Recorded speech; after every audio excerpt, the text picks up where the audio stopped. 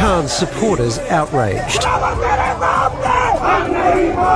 Arrested over the weekend, the former Prime Minister has been convicted and jailed for illegally selling state gifts and banned from office for 5 years. A national icon for his cricketing heroics, Khan was elected Prime Minister in 2018 on a promise to create a new Pakistan. But the initial wave of optimism and his relations with Pakistan's powerful military soured. Khan ousted in a no-confidence motion in April 2022. The former PM and his supporters demanded fresh elections. At one rally, Khan was shot in the leg in an assassination attempt. As I was falling, these bullets went over my head. All I want is a proper investigation into this. The last credible poll had support for Imran's PTI party at 61%. His conviction now rules him ineligible to stand. It also meant we couldn't go ahead with an interview we had booked with him the very next day. However, I did manage to speak to Imran before all that, while he was under house arrest in Pakistan. It's a poor quality connection, but we think in the circumstances, what he had to say is important enough for you to hear anyway. They're determined that my party should not win the elections. Now, the problem they face is that my party, since we've been out of power, out of 37 by-elections, we swept 30 of them. My party is by far the biggest party in Pakistan right now. And according to all opinion polls, will sweep the election. They are determined now to cut the party to size. So 10,000 of my workers are in jail. And my entire senior leadership is in jail or hiding. Do you fear for your life? All surveys are showing we are, by far, arguably the most popular party in our history. And that's why I think that they will try to attempt to kill me again. Because, they think that even if they put me in jail or even if they disqualify me, we will still win the election. What's going to happen to you in prison? Whatever they do, whatever they will be election. PTI, Tahreek and Saab will win the election. Why? Because you can do what they want with me or my workers, but the vote bank stands firmly behind PTI now.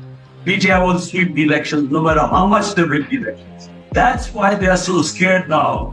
Do you think you'll be tortured? I don't know. We have our senior members have been picked up. They stripped him naked, they tortured him. My chief of staff, he was stripped naked, tortured for 2 days.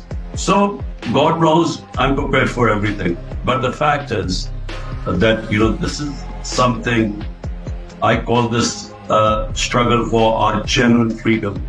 Real freedom comes with rule of law, where the powerful cannot get away with things like what they're doing right now.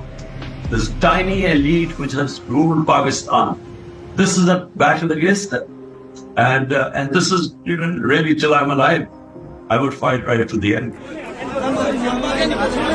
With Khan in jail, overnight Prime Minister Shehbaz Sharif dissolved Parliament ahead of a general election in November. I'm not allowed on any Pakistan TV channel right now. My name cannot be mentioned on any electronic media today, even in the print media. Why exactly is that? So this is what's going on. I mean, it's a reign of terror. They've totally muzzled the media, even the judiciary cannot protect our fundamental rights.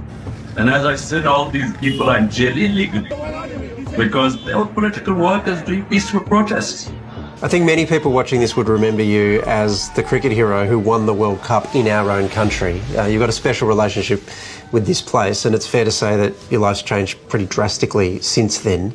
When you look back at that period in your life, does it feel like that was a totally different person? I got a lot of respect and fame for cricket. And I really needed to do nothing else for the rest of my life and just, talk about cricket on television and live a very easy existence.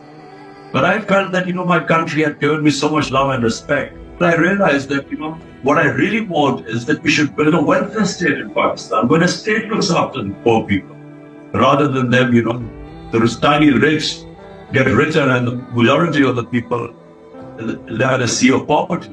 So all I can do is try my best. And I have been for 27 years struggling for this. So this is a struggle. Whether I succeed or not, I will try my best. If I had not gone through the mill 20 years on the cricketing field, walking onto the field and taking one challenge up, facing losing and winning, understanding the dynamics of losing, how to pick yourself from the ground. If I had not learned those lessons, I would have given up a long time ago. So I would not be able to certainly take the challenge which I face right now, the biggest in my life. The biggest challenge of his life and a nation-defining challenge for the people of Pakistan. I read that before Pakistan won the World Cup back in 1992, was it? He told his players to fight like cornered tigers. Yeah. The tiger is now cornered. What does he do now? Yeah, well, I think what's really interesting is his certainty that it's not going to stop his party, the fact that he's in prison. I don't see a way he gets out of prison for the election. I think that's done. But it may well be that his party still somehow gets hold of certain levers of power in Pakistan. It'd be fascinating to see how they handle that. And it's not unheard of in Pakistan for someone who's been in prison to turn into the leader, into the president. And leaders then to... It's almost a bit of a cycle, which is... I mean, let's be clear. Imran Khan has his critics within the context of Pakistani politics, but there are two separate issues. One is him as Prime Minister and whether you like or you don't like his... And then the way he's being handled now and whether or not he should be able to contest the election. They're actually separate arguments. And there's a move that I read within his party, the PTI, to somehow bury the hatchet with the military, so potentially to keep them in the election, but then to not alienate their base because their base doesn't want them to be cosy with the military. So it's quite the tightrope that they're trying to walk. Yeah, you become friendly with the military and you get in power and then suddenly they fall out and then it's a very difficult cycle to break. Great job, great interview.